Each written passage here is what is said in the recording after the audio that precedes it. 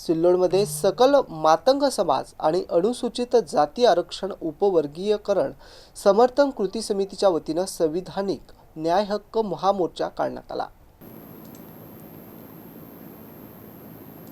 यावेळी लोकशाहीर अण्णाभाऊ साठे यांचे नातू तथा एबीएस क्रांती सेनेचे राष्ट्रीय अध्यक्ष सचिन साठे यांनी सर्वोच्च न्यायालयाच्या निर्देशानुसार अनुसूचित जाती आरक्षण उपवर्गीकरणाचा निर्णय 1 ऑगस्ट रोजी लोकशाहीर अण्णाभाऊ साठे जयंतीदिनी जाहीर करून तात्काळ अंमलबजावणी करावी अशी मागणी राज्य सरकारकडे केली।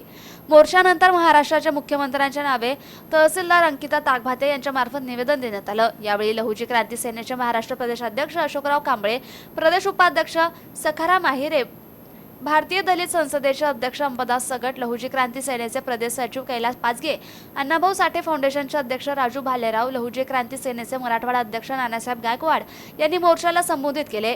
यावेळी समाजबांधव मोठ्या संख्येने उपस्थित होते। सूत्रसंचालन फकीरचंद तांबे यांनी केले तर आभार विजय खाजेकर यांनी मानले। विशाल चौहान, MCN न्यूज, भराडी, सिल्लोड।